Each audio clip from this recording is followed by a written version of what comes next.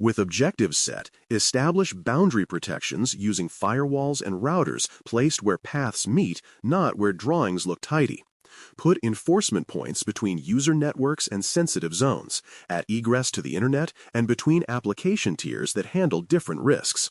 Build the rules from real data flows, source, destination, protocol, and port tied to a business purpose you can write on one line.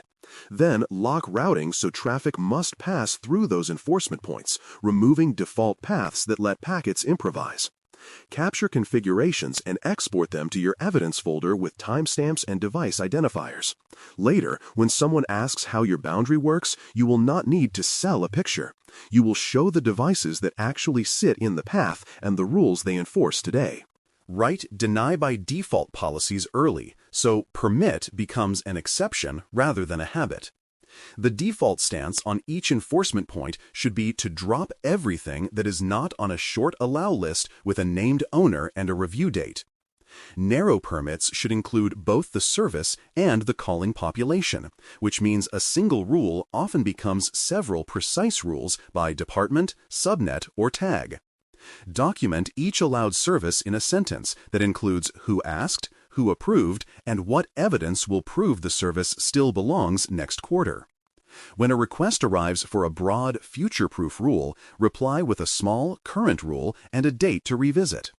Deny by default is not a slogan, it is a paper trail that shows restraint. Segment cardholder environments from other networks with layered, testable enforcement points so failure in one layer does not sink the ship. Place a perimeter around the cardholder data environment, then isolate sensitive application and database tiers inside their own zones. Use different control types in series, stateful inspection on firewalls, plus deterministic access control lists on routers, so misconfigurations must stack to create a breach. Treat virtual networks and cloud security groups as peers to physical controls, not decorations, and tie them to the same review cadence. The test for good segmentation is simple. You can name a path that works on purpose and prove all the other paths do not. Everything else is decoration. Restrict inbound access to the protocols and ports that your business actually uses and anchor them to trusted source addresses you can justify. If remote support needs reach, let it arrive only from registered addresses and on brokered channels you can record, not from anywhere because that felt safer at 2 a.m. Tie externally exposed services to change tickets that show who approved the exposure and what monitoring you attach to it. Keep a short inventory of public entry points with owner names and dates updated quarterly.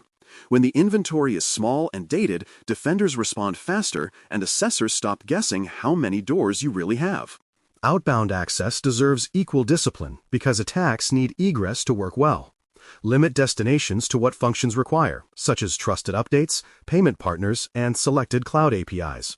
Place application traffic behind proxies that log requests with user or service identity, and block direct internet reach from sensitive servers unless a narrow exception exists with an expiry date.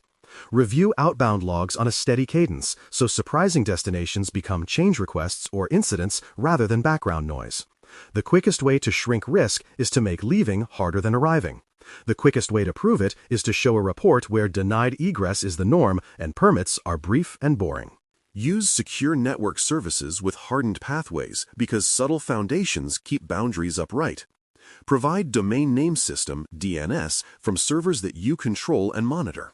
Force network time protocol (NTP) to trusted sources so event timelines align. And fence directory access so authentication and authorization calls reach only the servers and ports you intend. For each service, keep a short note that names the allowed paths from the cardholder data environment and the logs that confirm use. When clocks agree and name resolution stays local, investigations move in minutes instead of days. When directory traffic is narrow and visible, privilege abuse has fewer places to hide. Administrative interfaces are the keys to the castle, so hide them behind jump hosts and strong identity. Place management planes on separate networks that are reachable only through a hardened bastion. Require multi-factor authentication, MFA, on the first step and on elevation, and encrypt all management channels. Record sessions where feasible, and keep those recordings with the change ticket that explained the work. Ban direct management from user subnets and from the internet entirely. Each of these sentences produces evidence, a diagram, a configuration export, a session log, a ticket with names and times. When privilege is a narrow road with tall guardrails, errors get small and attackers get loud. Watch the wire for bad behavior with sensors tuned to what matters in payments, not just generic signatures. Use an intrusion detection system, IDS, or intrusion prevention system, IPS, at the boundaries and in strategic internal choke points, and feed them with rules that notice credential abuse, unusual database queries, and web patterns near checkout. Pair network detections with application context whenever possible, so analysts can pivot from a rule hit to a user, a host, and a recent change. Noise kills attention, so prune signatures that never fire and raise the signal on the few that must. Evidence here is straightforward: rule sets, hit summaries, and the case links that show humans looked and acted. Logs must tell the story of allow and deny decisions at boundaries, then meet host telemetry in the middle. Configure enforcement points to record both accepted and rejected connections that matter. And keep those logs long enough to span your assessment window and your investigation needs. Feed them to a central platform where they can be correlated with host events like new processes, privilege use, or configuration changes. Review a small, steady sample each week with named owners and visible notes. You are not trying to read the whole river. You are dipping a cup where the current is strongest and showing that eyes were present. Rule sets age quickly, so schedule regular reviews to remove stale entries and document exceptions that must live a bit longer. Read the rules out loud with the system owner who asked for them, and ask whether the business purpose still exists, whether the scope can shrink, and whether the expiry date should move forward. Convert long-lived exceptions into short-lived approvals with a plan to redesign the dependency. Keep a change record for each significant edit with before and after snapshots and names. The discipline feels small and repetitive. That is why it works. Attackers count on drift. You will answer with routine. Validate control effectiveness with tests that match how traffic actually moves. Run packet traces during known good flows and confirm they follow the intended route with the intended protocols. After change windows, spot check that the deny baseline still holds by attempting blocked paths from safe testing hosts, and keep the outputs with the change ticket. Invite an independent team to sample a few paths each quarter and try to break your assumptions. None of this takes long when your boundaries are narrow and your owners are named. All of it creates artifacts that close arguments fast. Wireless, remote, and shared service edges deserve their own pass in the same cadence. Put cardholder networks on isolated wireless segments with strong authentication, force remote access through your bastion with MFA and logging, and make shared services like DNS, NTP, and directory live on management networks that interact with the cardholder data environment only on specific ports. Add one quarterly negative test for each edge. Prove that the guest wireless cannot see a management plane. Prove that a laptop off the bastion cannot reach a cardholder server. Prove that directory queries from user subnets cannot punch into sensitive zones. Simple proofs calm big fears. Cloud constructs fit the same pattern once you translate vocabulary. Use accounts or subscriptions to separate sensitive resources. Apply route tables and security groups to force traffic through inspection points. And attach flow logs so intended paths become searchable history. Keep management APIs behind identity policies that require MFA and short-lived roles. Prove deny with blocked test flows. Prove allow with sampled logs.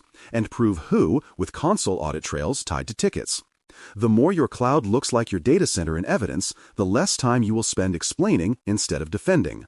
Close by drafting a short boundary hardening checklist you can read in one breath, and by scheduling the next rule set review on a calendar, not a wish list.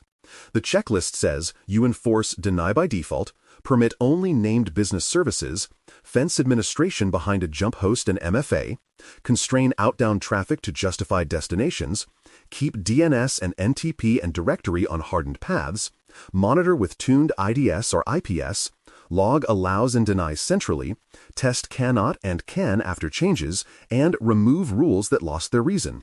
Book a 1-hour session next week with owners of your most exposed boundary to run the list against real configs and to capture 2 small cleanups with dates. When the list is short, spoken, and dated, network defense becomes habit, and habit is what the exam and real attackers both respect. Thanks for listening. For more audio courses, daily newsletters, and more, please visit baremetalcyber.com.